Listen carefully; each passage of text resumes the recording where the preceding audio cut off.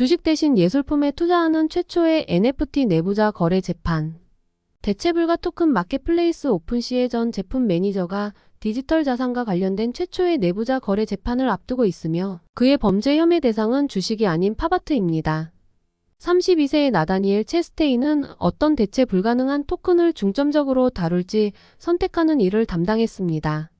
이는 보통 해당 자산의 즉각적인 가격 급등으로 이어졌습니다. 검찰은 오픈시에서 추천 토큰의 정체를 홈페이지에 공개하기 전까지는 비밀로 하기로 했지만 체스테인이 수십 개의 토큰을 미리 사들인 후 곧바로 구매 가격의 5배에 달하는 가격에 팔아넘겨 정보 기밀 유지 의무를 위반했다고 주장합니다. 배심원 선정은 월요일 맨해튼 연방법원에서 시작되며 재판은 1-2주 동안 진행될 예정입니다.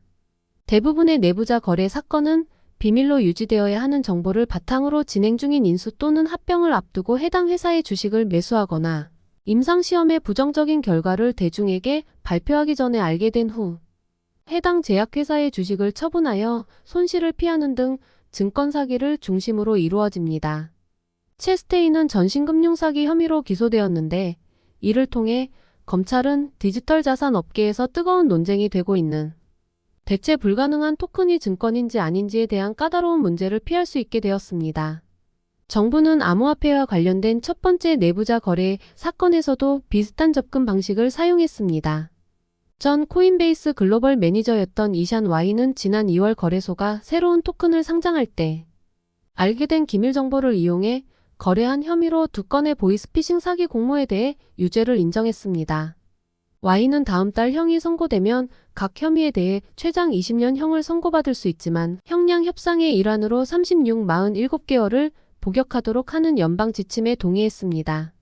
오픈시 사건의 승리는 디지털 자산에 대한 규제가 아직 만들어지고 있는 동안 검찰이 비전통적 시장에서 사기를 근절하기 위한 도구로 이 전략을 더 많이 사용하도록 장려할 것으로 보입니다.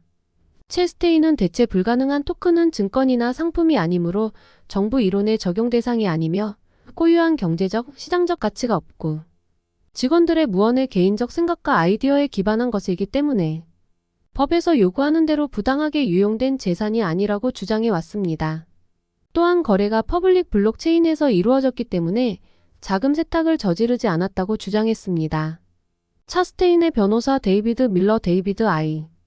밀러는 법원에 제출한 서류에서 결정할 수 있는 경제적 또는 판매 가능한 가치가 없고 단순히 눈에 띄게 전시할 품목을 선택하는 것과 같은 직원의 무언의 생각에 기반한 마케팅 개념은 이 법안에 맞지 않는다고 말했습니다.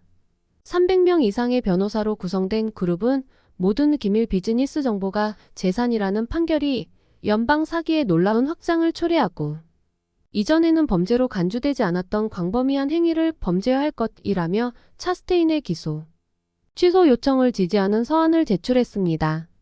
이 단체는 실제로 직원이 업무의 목적으로 내부, 고용주 정보를 사용하는 거의 모든 사례를 포착할 수 있을 것이라고 말했습니다. 직장에서 받은 기밀 정보를 직원, 개인의 목적으로 전환하는 모든 직원에게 보이스피싱 사기가 적용되는 것은 아닙니다. 재판을 주재하는 미국 지방법원 판사 제시 퍼머는 내부자 거래라는 문구를 제외하려는 체스테인의 시도를 거부했습니다. 판사는 이 사건이 전통적인 틀에 맞지 않을 수도 있지만 이 용어는 여전히 자산에 대한 기밀 정보를 사용하여 공개 시장에서 해당 자산을 거래하는 이 사건에서 그의 혐의 행위를 설명한다고 말했습니다. 검찰은 체스테인이 이 계획의 일환으로 총 11회에 걸쳐 45개의 대체 불가능한 토큰을 매수했다고 밝혔습니다. 그가 이익을 얻은 혐의를 받고 있는 작품 중에는 2021년 8월 2일 오픈시 홈페이지에 소개된 아리아 멀라마의 더 브롤리와 약 일주일 후 소개된 러스 모랜드의 플립 앤 스피닝이 포함됩니다.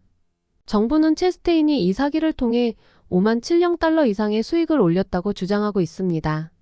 체스테인은 체포된 후 여자친구에게 보낸 문자메시지에서 공소장에 기재된 판매로 약 19이더리움을 벌었으며 이는 일요일 현물 가격 기준으로 약 35,359달러에 해당한다고 말했지만 수익금을 달러로 전환하지 않았기 때문에 이익을 실현한 적이 없다고 주장했습니다.